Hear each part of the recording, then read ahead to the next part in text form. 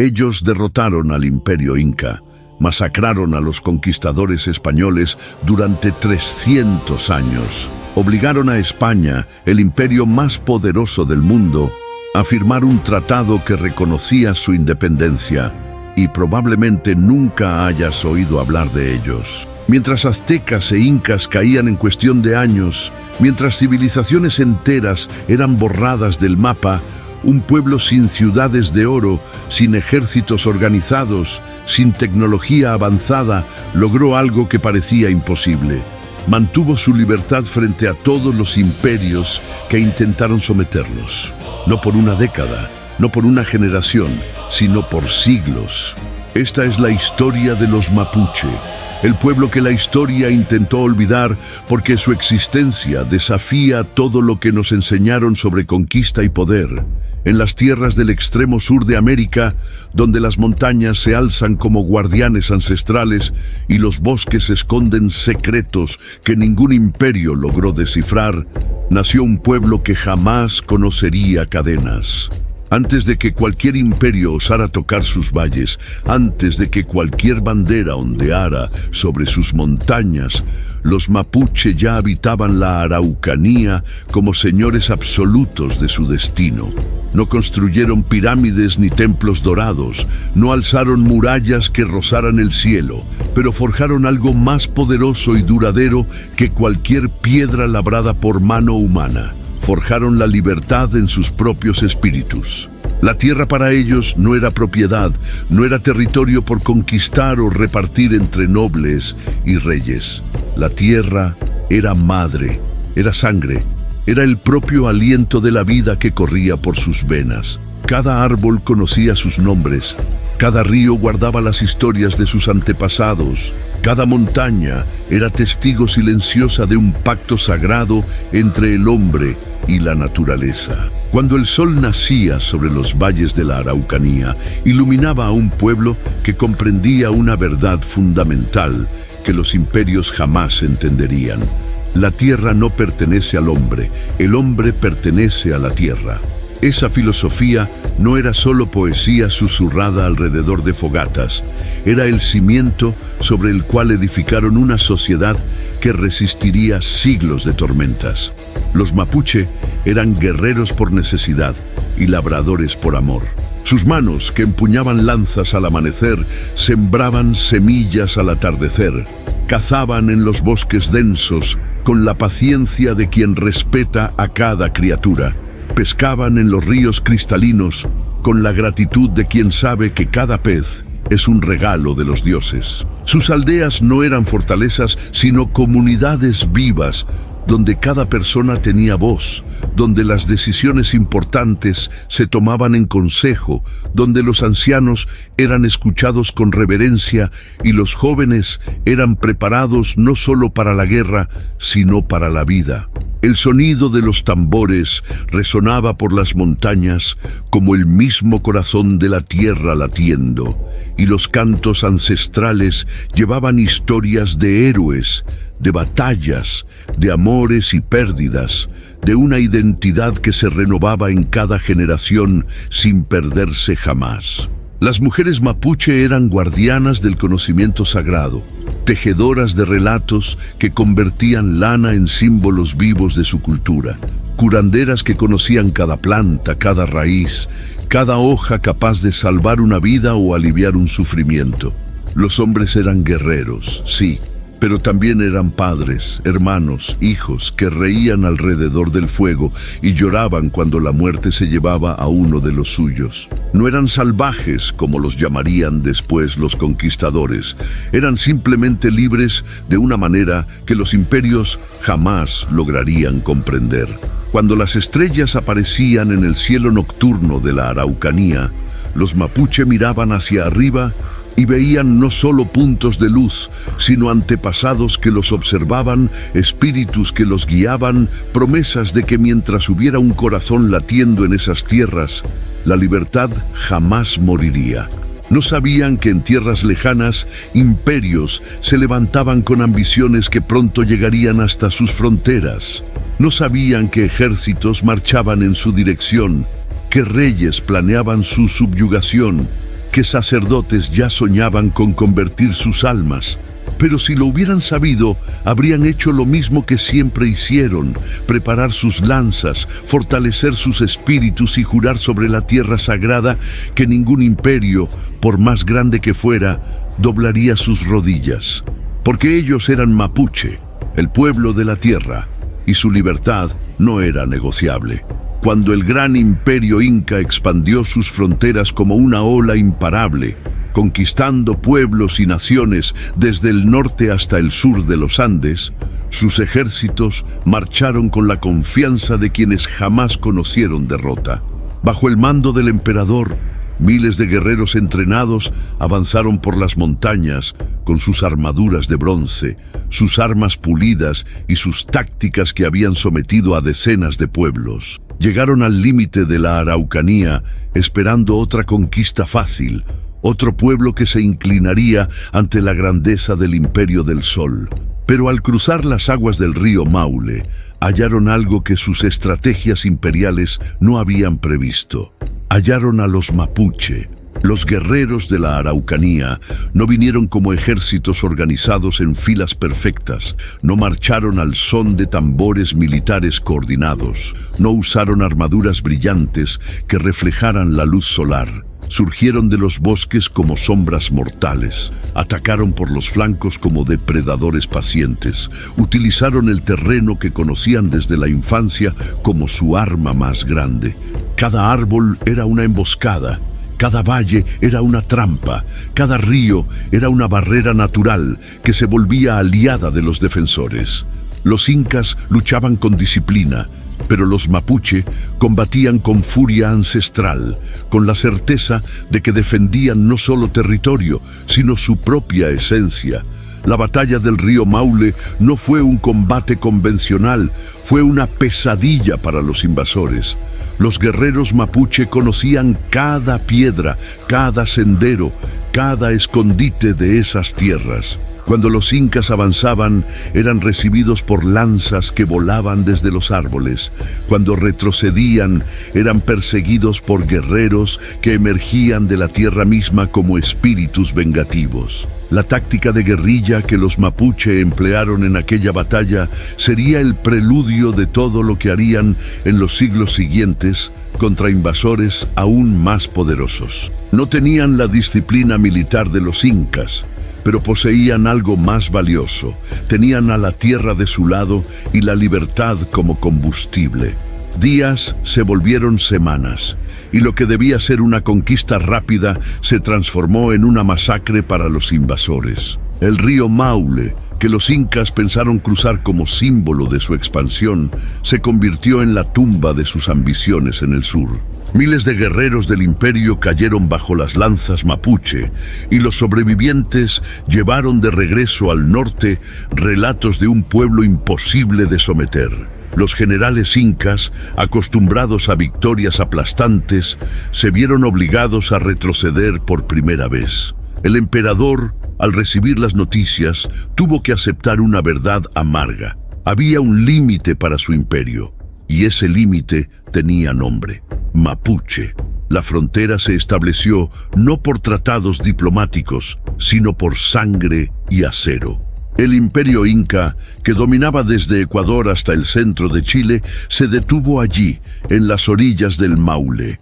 Y los mapuche, sin haber construido jamás un imperio, sin haber conquistado tierras más allá de las suyas, demostraron algo que resonaría a través de los siglos: que la verdadera fuerza no proviene del tamaño de los ejércitos, sino de la determinación de quien lucha por su propia libertad. Cuando el polvo se asentó y los últimos guerreros incas desaparecieron más allá del horizonte, los mapuche no celebraron con desfiles triunfales ni monumentos grandiosos. Regresaron a sus aldeas, abrazaron a sus familias, honraron a sus muertos y siguieron viviendo como siempre habían vivido, libres. Pero algo había cambiado. La noticia de aquella victoria se esparció por montañas y valles, susurrada en cada fogata, cantada en cada celebración. Los mapuche habían derrotado a un imperio, y el mundo ahora sabía que en esas tierras del sur habitaba un pueblo que no conocía la palabra rendición. Cuando las velas de los barcos españoles aparecieron en el horizonte del Pacífico, traían consigo una ambición que ya había conquistado medio mundo. Pedro de Valdivia, conquistador curtido en batallas en el Perú, miró las tierras de Chile con los ojos de quien ya había convertido civilizaciones enteras en colonias. Vino con sus cruces, sus espadas afiladas y su pólvora que tronaba como la voz de dioses guerreros. Vino con caballos que los nativos jamás habían visto, con armaduras que parecían indestructibles, con la arrogancia de quien creía estar trayendo civilización a salvajes. Pero Valdivia, por más experimentado que fuera, estaba a punto de aprender una lección que le costaría la vida. Ni Dios ni acero pueden someter a quien nació libre. Los primeros años de la conquista española en Chile estuvieron marcados por una brutalidad que se volvería tristemente familiar en toda América. Aldeas enteras fueron incendiadas, familias separadas, hombres esclavizados para trabajar en minas de oro, mujeres violadas, niños arrancados de sus padres para ser bautizados y aculturados. Los españoles fundaron ciudades con nombres cristianos sobre las cenizas de comunidades mapuche, erigieron iglesias sobre lugares sagrados, plantaron sus banderas como si eso transformara mágicamente esas tierras en propiedad de la corona española. Santiago fue fundada, Concepción fue levantada y los conquistadores creyeron que Chile sería otra joya en su imperio colonial.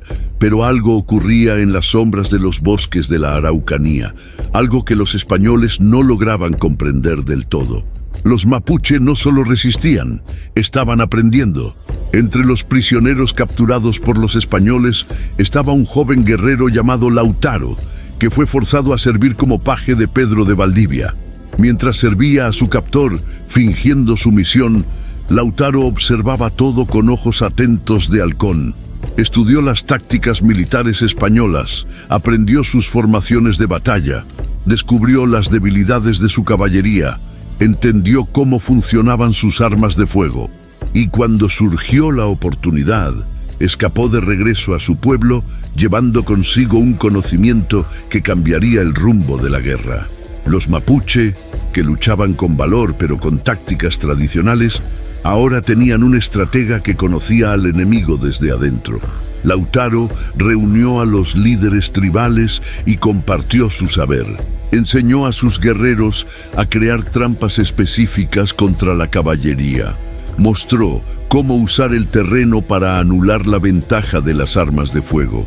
Desarrolló tácticas que convertían la movilidad mapuche en un arma devastadora contra las formaciones rígidas españolas. Por primera vez, los conquistadores se enfrentaban a un enemigo que no solo peleaba con bravura, sino con inteligencia estratégica. Las emboscadas se volvieron más sofisticadas, los ataques más coordinados, la resistencia más organizada. Lo que debía ser una conquista rápida se transformó en una guerra prolongada que agotaba los recursos españoles. La furia indígena, ahora armada con conocimiento táctico, se convirtió en una fuerza imparable. Los españoles comenzaron a perder no solo batallas, sino ciudades enteras. Sus fuertes eran atacados y destruidos, sus líneas de abastecimiento cortadas, sus soldados vivían en constante terror de que cada sombra en el bosque escondiera una lanza mapuche. Y Lautaro, el antiguo paje subestimado, se volvió la pesadilla de sus antiguos amos, el nombre que los soldados españoles susurraban con miedo alrededor de sus fogatas. La guerra había alcanzado un nuevo nivel, y los mapuche mostraron al mundo que el conocimiento es poder y que un pueblo decidido a ser libre hallará una forma de convertir incluso sus cadenas en armas. Lautaro no era solo un guerrero, era una tormenta hecha carne, la materialización de la venganza de un pueblo entero. Cuando regresó a las tierras mapuche tras escapar del cautiverio español, traía consigo más que conocimiento táctico. Traía un fuego interior que incendiaría toda la Araucanía en una rebelión que los conquistadores jamás olvidarían. Era joven, pero sus ojos cargaban la sabiduría de quien había mirado dentro del corazón del enemigo y hallado no dioses invencibles, sino hombres mortales con las mismas debilidades y temores que cualquier otro. Bajo su mando, los guerreros mapuche fueron reorganizados en una máquina de guerra que combinaba la ferocidad ancestral con la disciplina táctica europea. Lautaro enseñó a sus hombres a luchar en formaciones, a usar lanzas largas contra la caballería, a crear fosos camuflados que quebraban las patas de los caballos, a construir fortificaciones que resistían al fuego de arcabuces. Transformó cada bosque en una trampa mortal, cada valle en un campo de batalla elegido, cada río en una línea defensiva infranqueable. Los españoles, acostumbrados a enfrentar ejércitos indígenas desorganizados, de pronto se vieron luchando contra un enemigo que usaba sus propias tácticas en su contra, pero con la ventaja adicional de conocer íntimamente el terreno. Las victorias de Lautaro comenzaron a acumularse como una avalancha imparable. Fuerte tras fuerte cayó ante sus ataques coordinados. Ciudades que los españoles consideraban seguras fueron sitiadas y conquistadas. Los colonos huyeron en pánico de regreso a Santiago, llevando relatos de un líder indígena que parecía estar siempre un paso adelante, que atacaba donde menos se esperaba, que desaparecía en los bosques antes de que llegaran refuerzos. El nombre Lautaro se volvió sinónimo de terror para los conquistadores y de esperanza para todos los pueblos oprimidos de la región. Pero la venganza de Lautaro tenía un objetivo específico, un blanco que perseguía con determinación singular: Pedro de Valdivia, el conquistador de Chile, el hombre que había esclavizado a su pueblo y lo había hecho su paje. En diciembre de 1553, en el lugar que quedaría conocido como Tucapel, Lautaro finalmente tuvo su oportunidad. Valdivia, demasiado confiado en su experiencia militar, cayó en una emboscada perfectamente ejecutada. Sus soldados fueron masacrados, su caballería diezmada, y él mismo fue capturado vivo por los guerreros mapuche. Lo que sucedió luego se volvió leyenda, una historia contada y recontada alrededor de fogatas por generaciones. Algunos dicen que Valdivia fue ejecutado bebiendo oro derretido, otros que murió en combate ritual, otros aún que fue simplemente ajusticiado como cualquier otro prisionero de guerra. Lo que importa no es cómo murió, sino lo que su muerte representó. El conquistador de Chile, el hombre que había sometido pueblos enteros, cayó ante un guerrero mapuche que él mismo había esclavizado.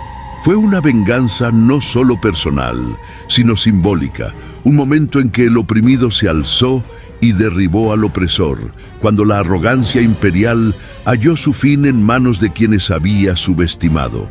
Tras la muerte de Valdivia, Lautaro continuó su campaña con aún más ferocidad. Sitió Concepción, atacó Imperial, amenazó incluso a Santiago.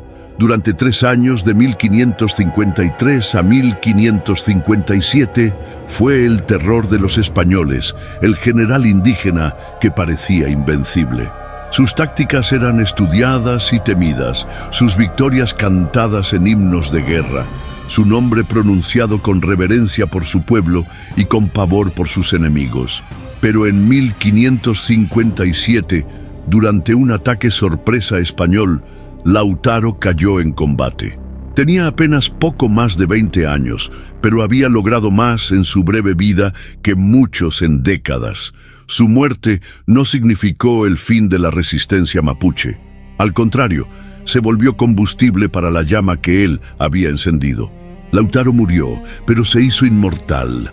Se transformó en leyenda, en inspiración, en prueba viva de que un pueblo decidido puede desafiar imperios. Su nombre sería cantado durante siglos, no solo por los mapuche, sino por todos aquellos que sueñan con libertad. Demostró que los héroes no nacen en palacios, nacen en la resistencia, en la sangre derramada por una causa justa, en el grito de guerra de quien prefiere morir de pie a vivir de rodillas. Con la caída de Lautaro, los españoles respiraron aliviados por un breve instante, creyendo que la mayor amenaza había sido neutralizada. Pero no comprendían la naturaleza de la resistencia mapuche. No era una rebelión centrada en un solo líder, era un espíritu colectivo que pasaba de generación en generación, de guerrero en guerrero, inmortal como las propias montañas de la Araucanía. Nuevos líderes surgieron de las cenizas, cada uno aportando su propia forma de desafiar el dominio español. Entre ellos estaba Caupolicán, un hombre cuya fuerza era tan legendaria como su determinación. Se dice que fue elegido Toqui, líder militar supremo de los mapuche, tras cargar un tronco masivo sobre sus hombros durante 2 días y 2 noches sin descanso, demostrando no solo fuerza física sobrehumana, sino la resistencia espiritual que definiría a su pueblo. Caupolicán era más que músculo y furia, era también un poeta guerrero, un hombre que entendía que la lucha por la libertad era tanto una batalla de espíritus como de cuerpos. Bajo su mando, las tribus mapuche se unieron nuevamente, formando una confederación que amenazaba con expulsar por completo a los españoles del sur de Chile. Reorganizó a los guerreros, fortificó posiciones estratégicas y lanzó campañas que mantuvieron a los conquistadores constantemente a la defensiva. Pero la guerra era brutal, sin cuartel, y ambos bandos cometían atrocidades que manchaban la tierra con sangre inocente. Fue en ese contexto de violencia extrema que surgió la historia de Galvarino, un guerrero cuyo coraje desafiaría cualquier noción de heroísmo. Galvarino fue capturado por los españoles durante una batalla y el gobernador García Hurtado de Mendoza decidió dar un ejemplo con él. En la plaza principal de una ciudad conquistada, ante otros prisioneros mapuche, los españoles le amputaron ambas manos con hachas, un castigo brutal destinado a aterrorizar y desalentar la resistencia. Esperaban que regresara arrastrándose a su pueblo, como advertencia viva de lo que ocurriría a quienes desafiaran al poder español. Pero Galvarino no se arrastró, caminó erguido. Con los muñones ensangrentados aún goteando, regresó a las filas mapuche no como un hombre quebrado, sino como símbolo de resistencia inquebrantable. Cuando Caupolicán lo vio, le ofreció descanso, cuidados, la posibilidad de vivir sus días restantes en paz. Pero Galvarino rechazó. En cambio, exigió que le ataran lanzas a los muñones de sus brazos, que lo dejaran regresar a la batalla, que le permitieran seguir luchando aún sin manos. Y así lo hizo. En la batalla de Millarapue, Galvarino peleó con lanzas amarradas a sus brazos mutilados, atacando a los españoles con una ferocidad que parecía sobrehumana, gritando que podían quitarle las manos, pero nunca su furia, nunca su espíritu, nunca su determinación de morir libre. Los guerreros mapuche que lucharon a su lado aquel día juraron haber visto no a un hombre, sino a la propia esencia de la resistencia hecha carne, la prueba de que mientras hubiera un corazón latiendo, la lucha continuaría. Galvarino finalmente cayó en combate. Fue capturado de nuevo y ejecutado por los españoles, pero su historia trascendió la muerte. Se volvió mártir, símbolo eterno de que hay cosas peores que la muerte y que la libertad vale cualquier sacrificio.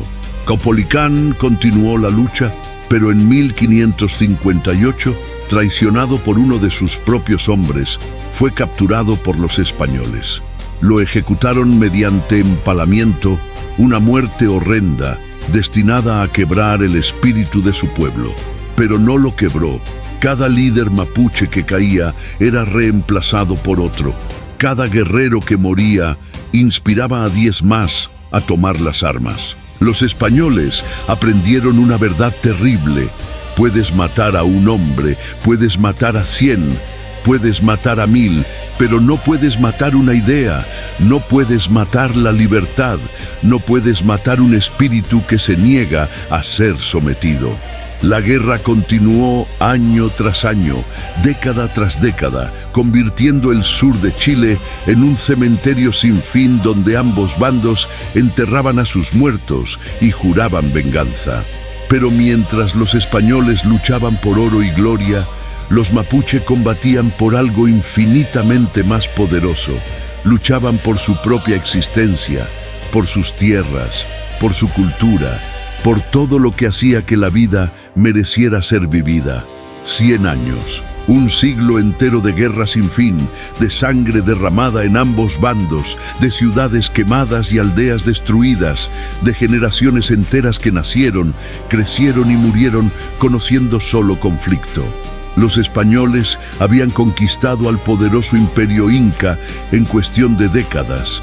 Habían sometido a los aztecas en pocos años, habían transformado civilizaciones enteras en colonias obedientes. Pero en el sur de Chile, contra un pueblo que no tenía ciudades de oro ni templos monumentales, hallaron una resistencia que parecía eterna. Las campañas militares se sucedían, gobernadores llegaban y partían, soldados envejecían luchando una guerra que sus padres habían comenzado y sus hijos continuarían. Los costos eran astronómicos, la sangre derramada incalculable, y aún así, la Araucanía permanecía indómita. En Madrid, la corona española miraba a Chile con frustración creciente.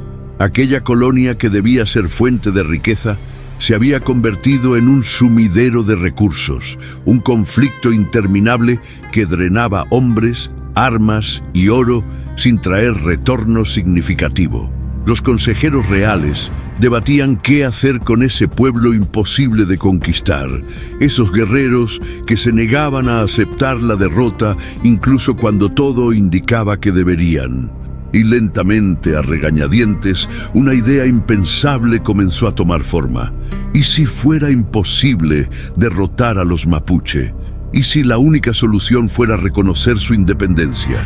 Así fue que en 1641, en el lugar que quedaría conocido como Quilín, representantes de la corona española y líderes mapuche se reunieron para firmar algo sin precedentes en la historia colonial de las Américas, un tratado de paz entre iguales. El Tratado de Quilín reconocía oficialmente al río Biobío como frontera entre territorio español y territorio mapuche.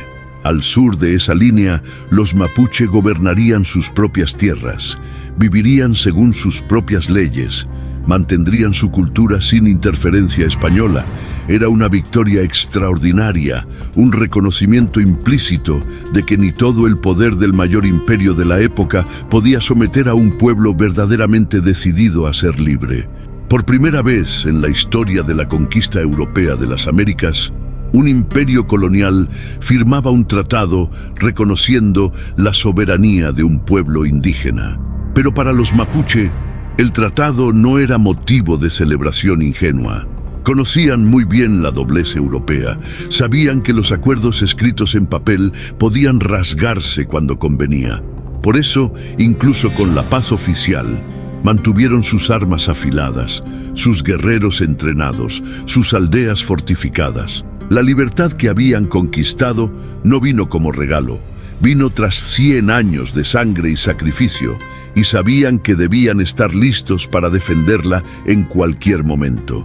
Los años siguientes estuvieron marcados por una paz tensa, interrumpida ocasionalmente por escaramuzas y conflictos menores, pero sin las grandes campañas que habían caracterizado el siglo anterior. Los mapuche comerciaban con los españoles cuando les convenía, recibían misioneros que intentaban convertirlos, pero conservaban sus creencias ancestrales, permitían cierta presencia española en sus tierras, pero siempre en sus propios términos. Habían aprendido a navegar el nuevo mundo creado por la conquista europea, pero sin sacrificar jamás su esencia, sin renunciar nunca a su identidad. El Tratado de Quilín sería renovado varias veces a lo largo de los siglos siguientes. Cada renovación, un nuevo reconocimiento de que los mapuche eran distintos de otros pueblos indígenas de América, que habían logrado mediante resistencia feroz algo que ningún otro pueblo consiguió: el reconocimiento formal de su independencia por una potencia colonial europea. Era una victoria escrita no con tinta, sino con la sangre de incontables guerreros que eligieron morir libres en vez de vivir sometidos. Pero los mapuches sabían que la guerra verdadera no había terminado, solo había cambiado de forma. Ahora enfrentaban un enemigo más sutil: el tiempo, la erosión cultural, la tentación de aceptar las promesas de civilización y progreso que siempre venían acompañadas de la exigencia de abandonar quienes eran. Y contra ese enemigo mantuvieron su guardia aún más alta, porque habían aprendido a través de generaciones de lucha que la libertad no se conquista una vez y se guarda para siempre. La libertad es algo que debe defenderse cada día, en cada elección, en cada acto de resistencia contra quienes quieren transformar personas libres en súbditos obedientes. El mundo cambió alrededor de los mapuche como un río que altera su curso, pero nunca su esencia.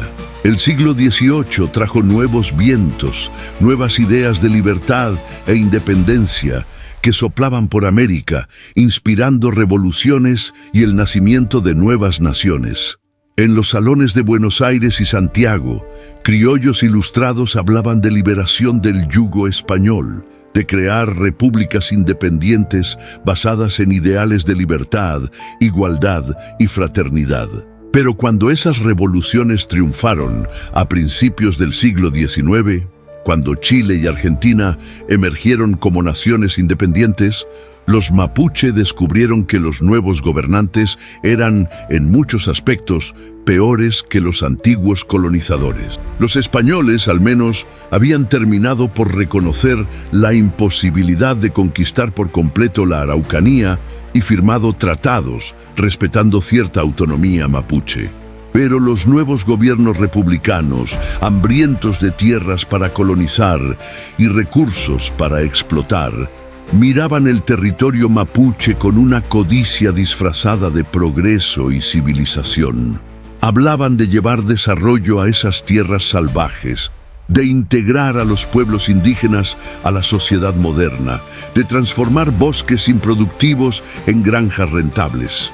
Detrás de esa retórica civilizadora se escondía la misma vieja avaricia, la misma creencia arrogante de que su forma de vivir era superior, la misma disposición a destruir una cultura entera en nombre de lo que llamaban progreso.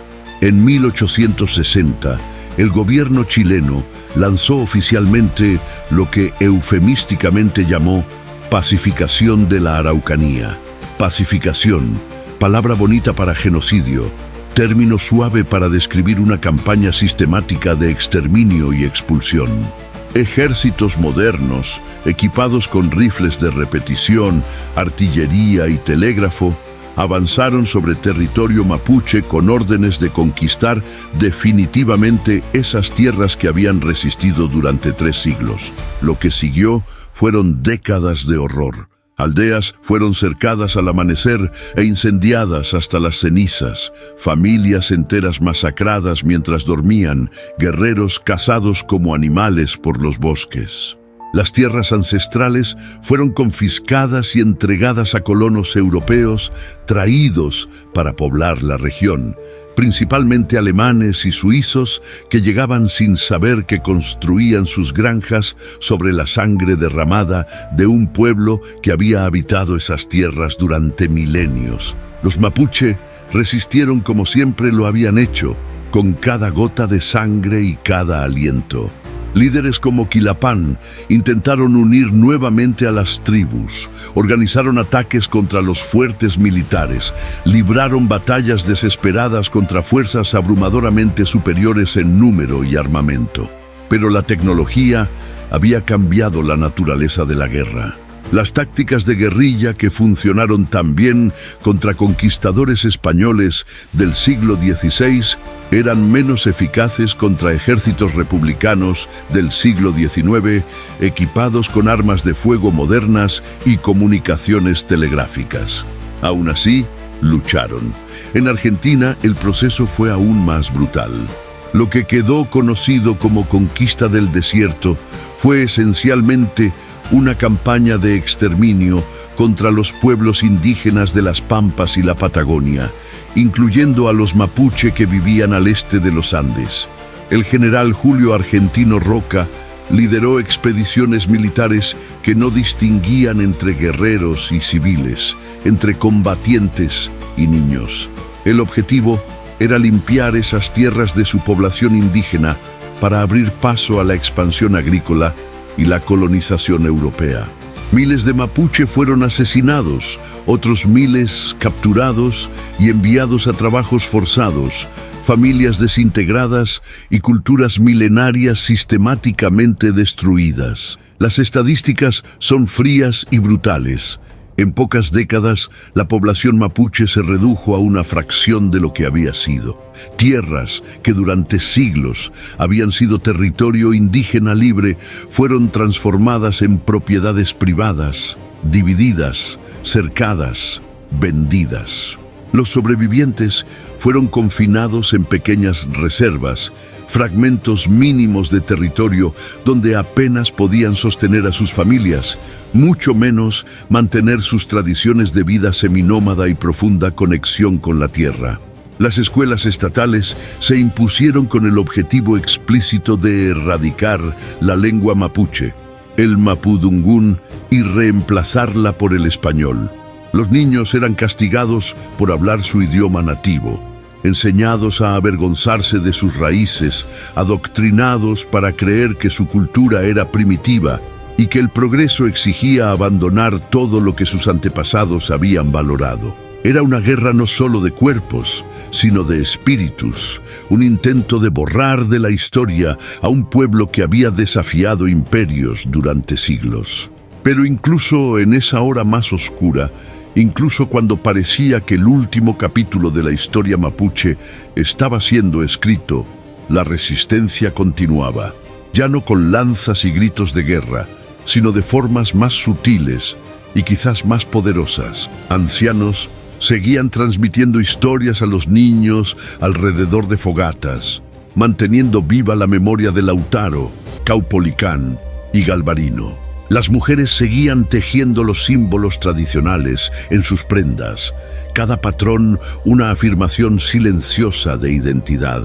Las familias seguían practicando ceremonias ancestrales en secreto, manteniendo encendida la llama espiritual que conectaba generaciones. La lengua mapudungún, pese a todos los intentos de suprimirla, seguía siendo susurrada en hogares, pasada de abuelos a nietos, preservada con la misma determinación con que sus antepasados habían empuñado lanzas. Y así, mientras los gobiernos de Chile y Argentina celebraban la conquista final de la Araucanía, mientras los mapas se redibujaban y nuevas fronteras se establecían, el espíritu mapuche sobrevivía en las sombras, esperando, resistiendo, negándose a morir.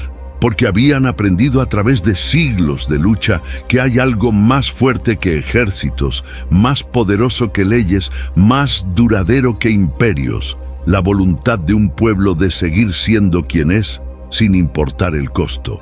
El último grito de guerra de los guerreros mapuche del siglo XIX resonó por las montañas y se transformó en susurro. Pero ese susurro cargaba una promesa. Mientras haya un corazón mapuche latiendo, mientras haya una voz hablando mapudungún, mientras haya una memoria de libertad transmitida de generación en generación, el pueblo no morirá.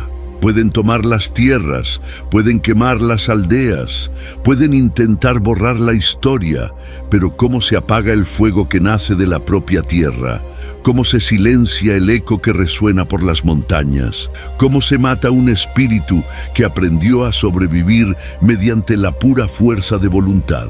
Cuando el siglo XX amaneció sobre Chile y Argentina.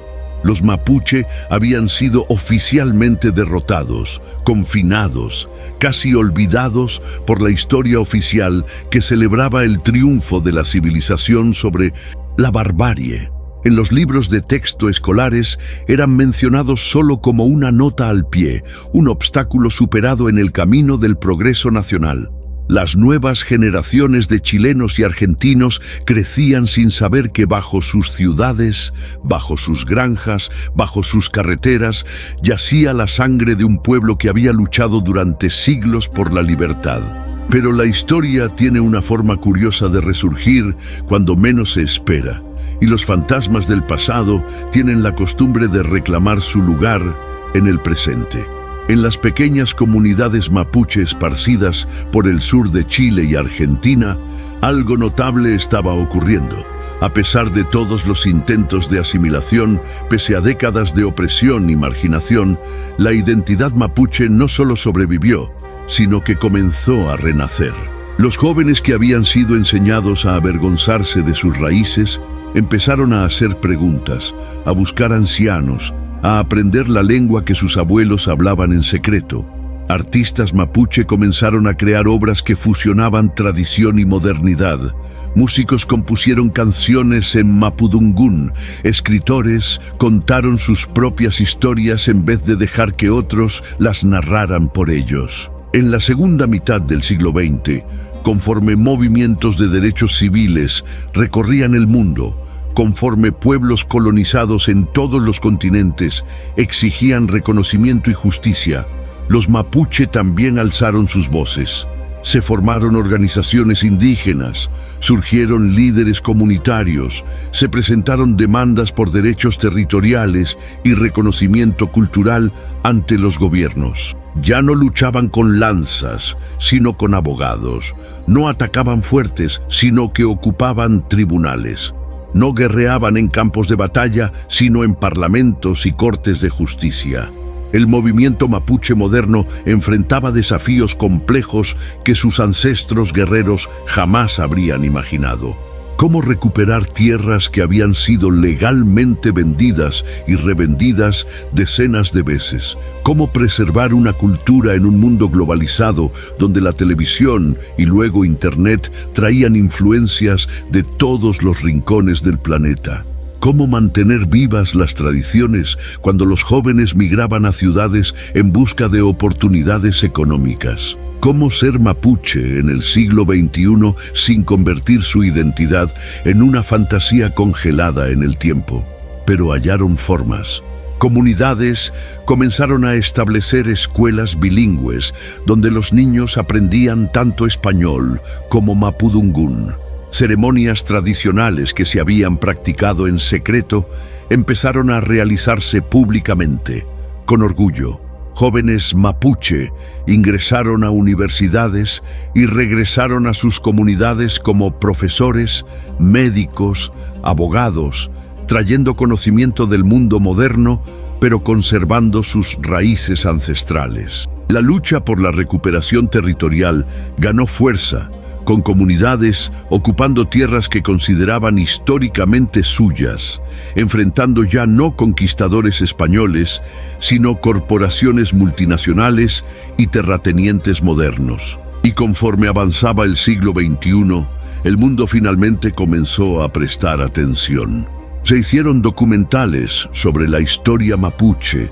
Académicos empezaron a estudiar su lengua y cultura con respeto en vez de curiosidad exótica. Los gobiernos fueron obligados a reconocer injusticias históricas, aunque ese reconocimiento llegara demasiado tarde para reparar completamente los daños. En 2007, la Declaración de las Naciones Unidas sobre los Derechos de los Pueblos Indígenas fue adoptada, otorgando a los mapuche y otros pueblos indígenas herramientas legales internacionales para defender sus derechos. En las calles de Santiago y Buenos Aires, marchas mapuche se volvieron comunes.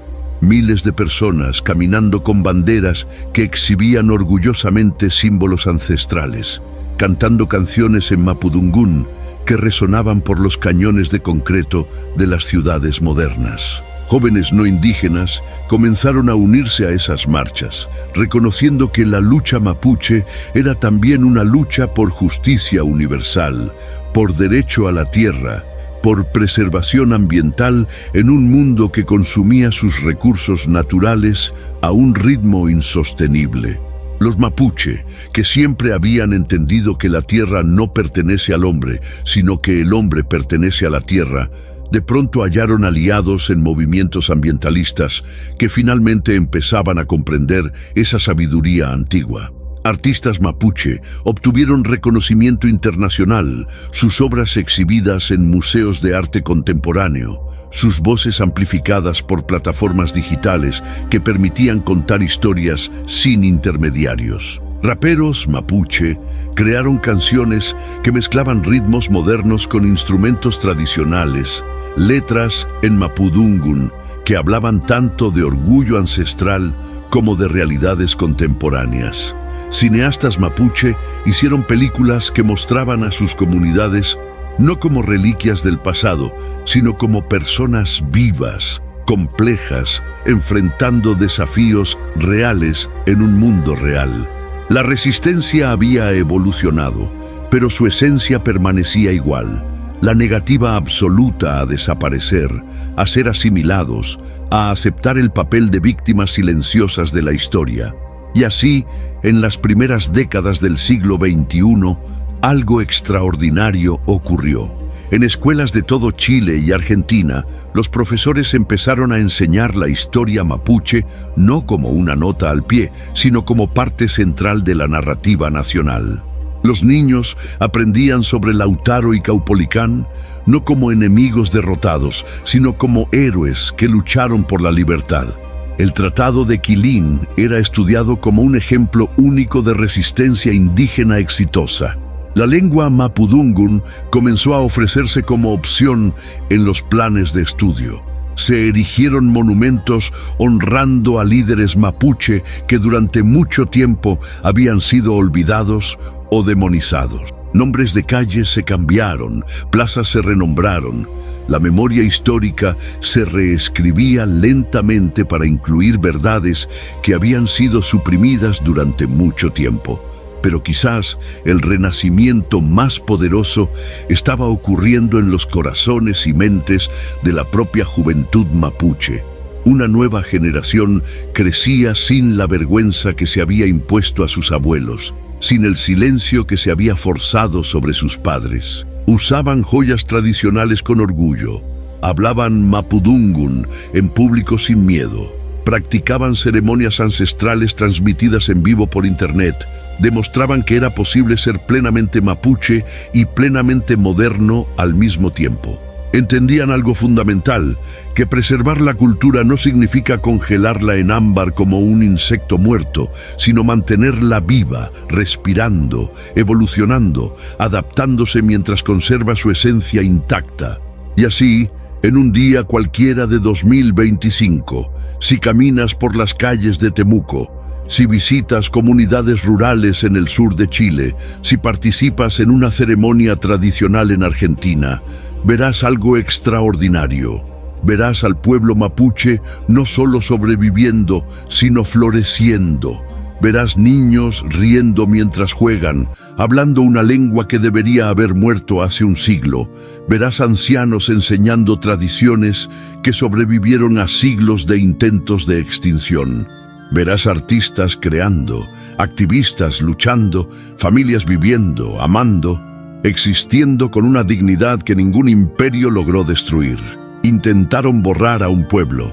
Lo intentaron con espadas en el siglo XVI, con tratados rotos en el XVII, con campañas militares en el XIX, con asimilación forzada en el XX. Pero ¿cómo se apaga el fuego que nace de la propia tierra? ¿Cómo se silencia el eco que resuena a través de generaciones? ¿Cómo se mata un espíritu que se niega a morir? La respuesta, descubrieron todos los imperios que lo intentaron, es simple: no se puede. Los mapuche permanecen no como fantasmas de un pasado lejano, sino como pueblo vivo, con problemas reales y esperanzas reales, con desafíos contemporáneos y sueños futuros. Son profesores y médicos, agricultores y artistas, activistas y músicos. Son madres criando hijos, abuelos contando historias, jóvenes soñando con futuros posibles.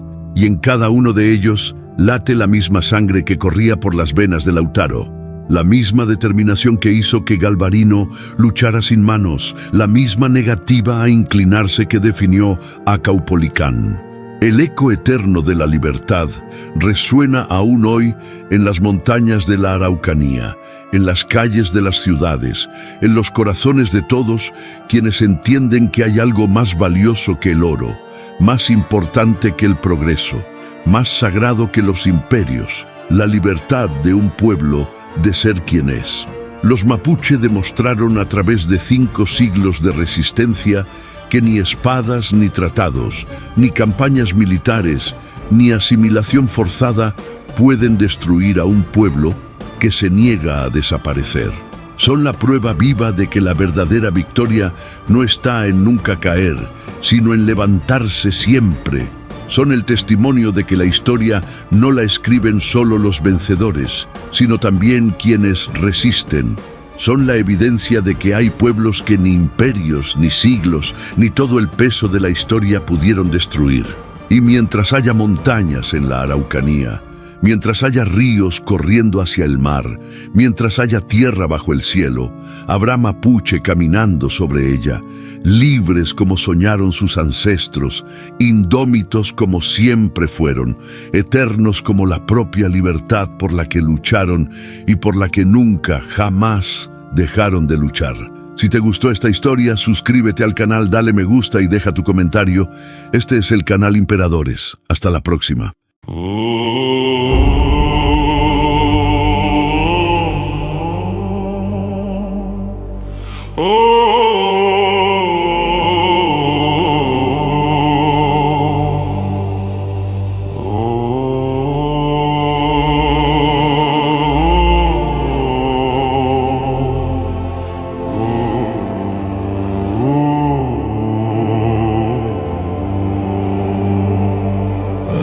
My soul in sacred ground, but my ghost still walks without a sound. Mountains bow when I took my stand. Now I rule with a phantom hand.